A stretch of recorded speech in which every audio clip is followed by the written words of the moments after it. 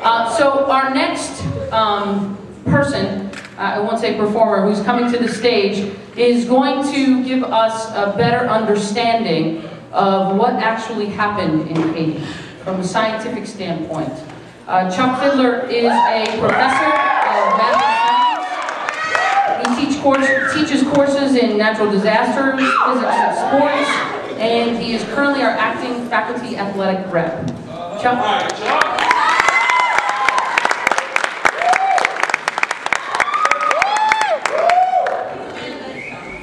Come back. Hey everyone, how's it going? You hear me all right? Yeah. Wow, this is weird. It's bright light. Can't really see anyone out there. But sounds like you guys are having a good time. A lot of singing, a lot of dancing going on, but I am going to give you a little bit of background information about what actually happened there. So it's not nearly as colorful or as musically inclined as the other acts.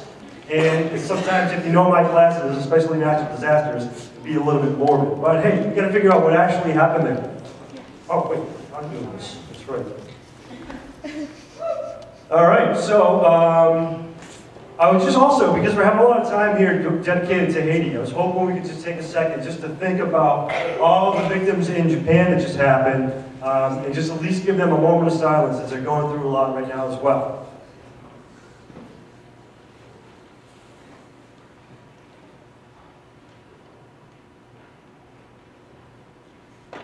All right, thanks. If you want to help contribute to the Japan Relief Fund, you can send an email to that email address up there and go from there. But we're going to talk about Haiti tonight.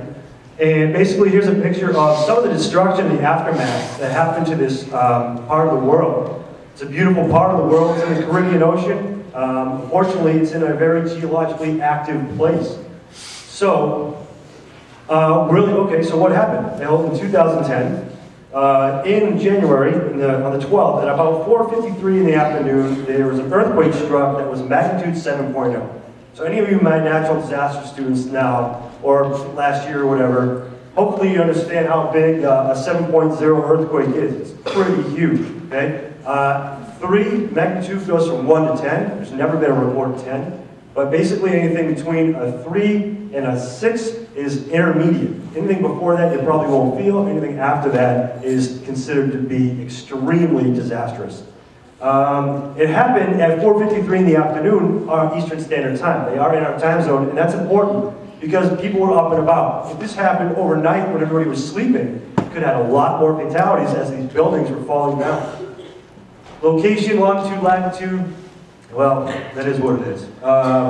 The epicenter of the earthquake, where this thing started to shake, was about 8.1 miles down into the Earth's, surface of the Earth. That's pretty shallow as far as earthquakes go. So that means that the shallower an earthquake, the more destructive force it can do to the surrounding land around it. Earthquakes can go all the way down to 40, 50 miles. So you can see that it's fairly shallow. So all that energy that was released and is locked up in these rocks in the earth, they start shaking, release that energy outward in a spherical nature around the world, and ultimately end up as coming through the Haitian landscape.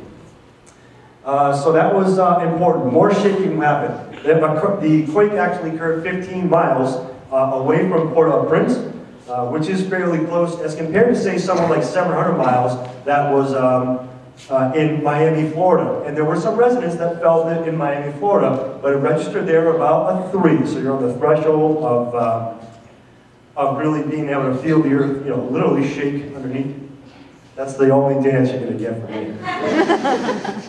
So this is a shake map. Okay? This is where residents report in how much did the ground shake. Okay? Because it depends on what you're shaking is going to react on how much something's going to shake. All right.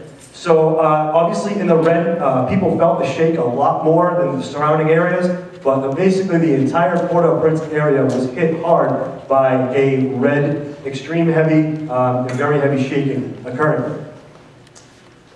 All right, well, just a real quick basic tectonics right here, right? So why did the ground even shake? Well, the ground shakes because the plates that we live on and stand on move around the world. All right, they sit on top of a molten layer of the Earth called the mantle, all right? And these plates are like the patches of a soccer ball, all moving around. Different sizes, not all equally the same. All moving around based on the convection currents of magma beneath our feet. Literally right now as we speak, it's happening, okay? And that tugs the plates, okay? It tugs them either back away from each other or into each other or slipping and sliding past each other. Those movements, when they become severe enough, release energy. That's the energy that becomes an earthquake, okay? So that's kind of what's happening, basic plate tectonic stuff. The region of the world it was in is the Caribbean Sea. Specifically, the Caribbean plate and the North American plate are the two plates that are rubbing past each other. So the plate boundary is dominated by a left lateral strike-slip motion. What? Well, that means that they're not going underneath each other or pulling away from each other. They're rubbing each other like this. And the part that Haiti is on is actually moving eastward towards Europe, where North America is drifting westward with respect to the Caribbean plate. So the plates are moving. How do we know that, you ask? Well, we have very, very sophisticated technology. GPS satellites, we actually use quasars out in the universe to shoot back radio beams, and we can see how far apart these plates are moving extremely accurately. And by doing so, the USGS has done that already. They find about 20 millimeters per year these two plates are moving with respect to each other. So 20 millimeters, think about that. Math majors, that's 2 centimeters, or basically the length of your first segment of your thumb. That's about how much the plates are moving. So really not a whole lot of movement, although a very geologically active place nonetheless. We have a diagram here of a strike-slip fault. Okay, you can see the North American plate, the Caribbean plate, they're pulling past each other. Remember, from that turning magma underneath our feet right now. Haiti itself lies on the island of Hispaniola, and it's on the western end of that island, located between Puerto Rico and Cuba. So this is the part of the world. It's a beautiful area. If anyone's been out in the Caribbean, it's very, very, very nice. Unfortunately, there is a lot of geologic activity there because there are microplates, they're called. Okay? Haiti is in the middle of 2 major fault systems. The Septentrional fault system in the north, okay? And then the Enriquillo Plantain Garden fault system, which runs along the south. Not very good to be stuck between 2 fault systems that are geologically active. Kind of like the being in LA with the San Andreas fault. Kind of like that, but having 2 around you. All right, so this is a diagram really of what happens. You get to see the, I wish I had a little pointer. But the North American plate up there, the Caribbean plate, and these are all what's called minor plates. The Cocos, the Nazca, and the Caribbean plate are all little fractures of plates, basically smushed between the South American plate, which is huge, holds the continent of South America, and the North American plate, which is huge, which holds our entire country and Canada and half the Atlantic Ocean. So it's big, these huge plates. And then all the way over here we have the Pacific plate, which is that enormous thing that holds the Pacific Ocean. And all the way right stuck in the Caribbean is these 3 tiny fractured plates with all these things moving around it. So very geologically active. The earthquake disaster science. Okay, so when we know all this stuff is happening, then we think about what does it mean to have an earthquake. Okay, and the earthquake serves in different capacities, really. Of course we know that when the earth is quaking, we're shaking, all right? Man, that's like the 3rd dance I've done. When the earth is, so a primary effect that we all kind of know about, what has to do with earthquakes, is this idea of shaking, ground movement, literal displacement of the ground, whether it's up or down, or it's left or right, the ground is moving, okay? Whatever is on the ground is going to move with it. If it doesn't like to move, it's going to break. So we have foreshocks. We have little tremors that come. Then we have the big quake that shakes. And then afterwards we have little quakes that kind of are settling. They're settling in. The land is settling in. Violent shaking will have ground deformation, which is what we had in Haiti. and ground degradation, which means that structural strength, the ability of the ground to hold structures, goes down. Okay? So that goes down, whatever is bolted to it will go down as well. But in natural disasters class, we know that it doesn't stop there, right? It doesn't stop there at all. In fact, there's secondary effects that occur with every natural disaster, but particularly the earthquake in Haiti. Those type of things are after the shaking is done. If we have ground rupture, we could have pipe rupture. We could leak gas. We could start fires. We could have sewage problems. We could have diseases born out of waterborne illnesses, infestations of mosquitoes that could potentially carry malaria stuff. Fires and a tsunami was actually generated with this earthquake. However, it wasn't very huge, so that's good. Not like Japan, right? Japan got rocked. This tsunami wasn't as big, and there was only actually 4 deaths associated with this particular event. But after that, and combine that now with sociology, with the socialness of the people that were affected, you can have panic and disorder, you get economic depression, you have homelessness, people won't know what to do if your stuff is destroyed or gone. Okay? I'm not talking like we had a snow today and we get out early where I have to move my car to a garage, right? This is like everything that you have is gone, is done. No power, no Facebook, no email, no credit cards. Who uses cash anymore? Swiping, right? Everything is gone. This mountainside, this hillside in Port-au-Prince flattened. I mean, you can't just come back and say, oh, well, you know, maybe the city will come and clean it up and I'll go out of town for a couple days. It's done, okay? This is a result of that quake. And if you were living there, well, you couldn't live there anymore. At least in the immediate future. Yeah. When we say the ground cracks, it literally cracks. So when that energy is built up through the rocks, it's got to go somewhere, so it's got to crack. This reduces structural integrity, right? This isn't a crack in the sidewalk, this is a crack in the earth. Pretty interesting, I think, but I'm a natural disasters nerd. We have secondary effects as well now. We have fires breaking out in demolished homes. Now, you have fires breaking out in demolished homes. If this happened, it's a good bet that your piping has broken too, or at least water mains have broke, and you cannot get traditional water supplies to this house in order to help put it out. Nor can you get through the streets, can a fire truck get through the streets and put out the fire. So you have rampant fire burning everywhere. This individual is throwing cups of water on to try to put some of their fire out. But tough place to be in, tough place to be in. Okay.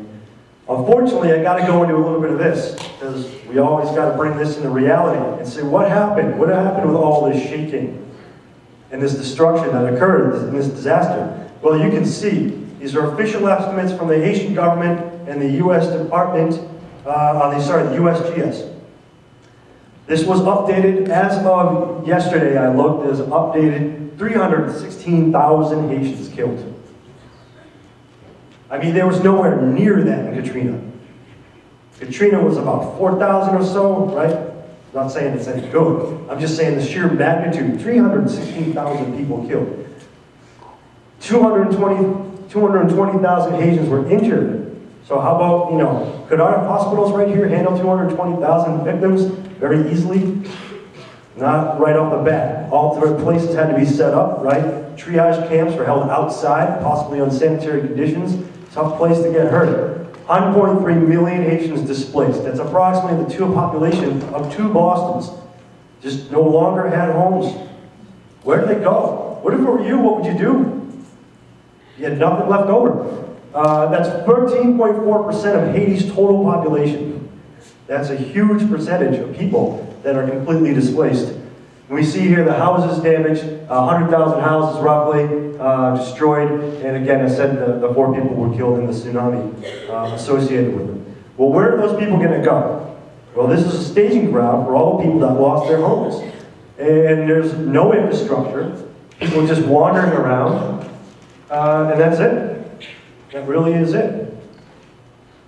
So when we think about when an earthquake strikes like this, okay, we think about the people involved. We think about the cities they live in, the infrastructures, the society that they're experiencing every day. okay? And we think of that in terms of disaster risk and disaster susceptibility, right? These are two fundamentally different principles when you think of disaster science, all right? The risk is the chance of that thing occurring, the chance that the earthquake's going to happen.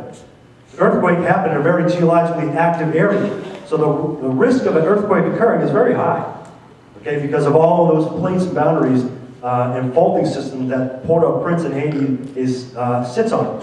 Essentially, by the way, those very faults that cause this earthquake caused the development of the island of Hispaniola in which they live. The plate tectonics moving created that island. All right. Susceptibility, however, though, is how will that city fare out when an earthquake hits? Okay, and that's important. It's very important because not everything is an even playing field. This is how are the building structures going to get affected? How are the government codes and policies going to be enacted if there's any there to enact?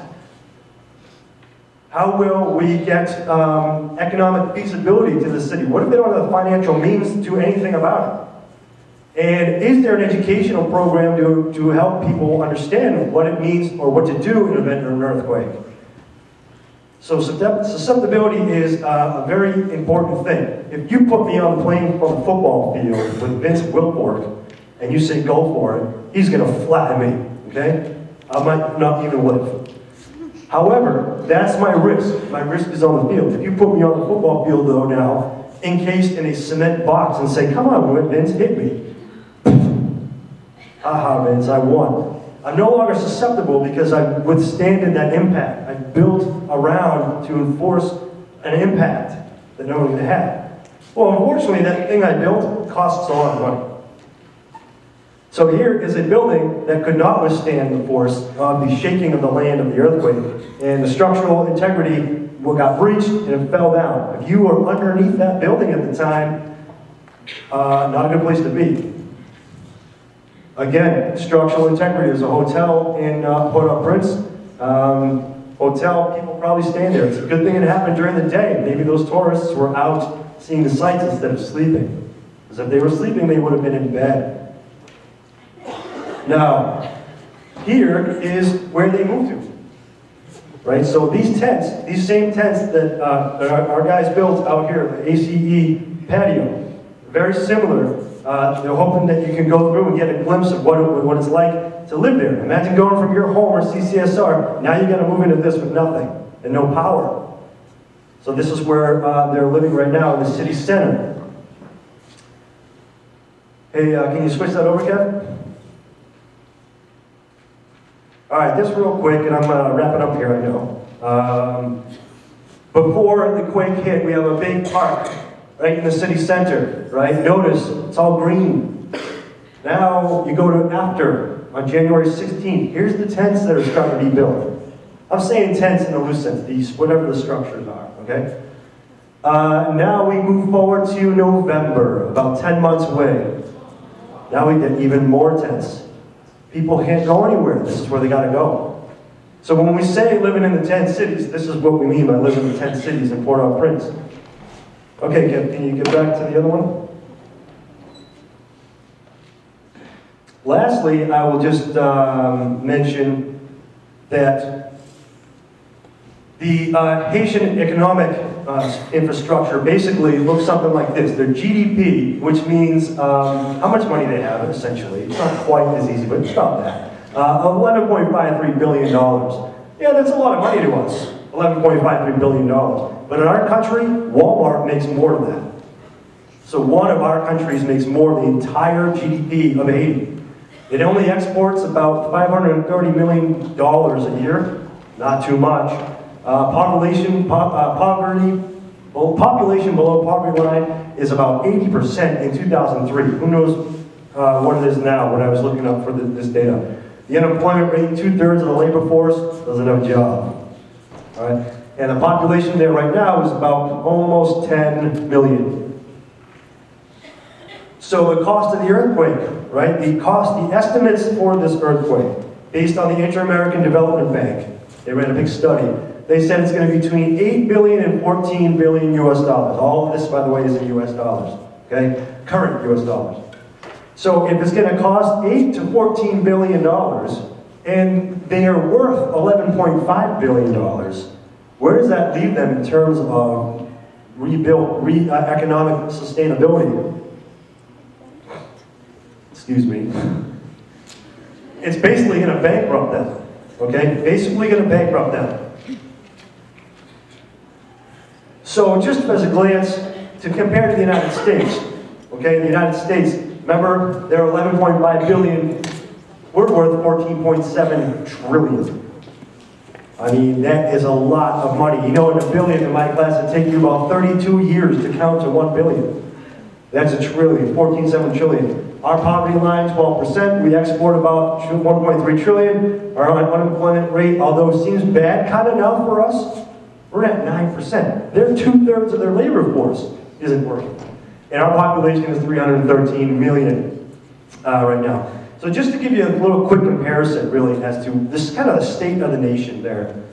And then so finally, in conclusion, we really have a challenge in front of us. We really need to help Haiti get back to where they're financially viable. They need help financially with both development, housing infrastructure, all kinds of stuff.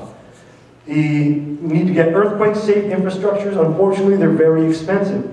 We have them in LA, in San Francisco, in places. We build buildings that are reinforced, special counterweights in the top to stop them from swaying. All these building codes, very expensive. They don't have that. Development of disaster mitigation plan.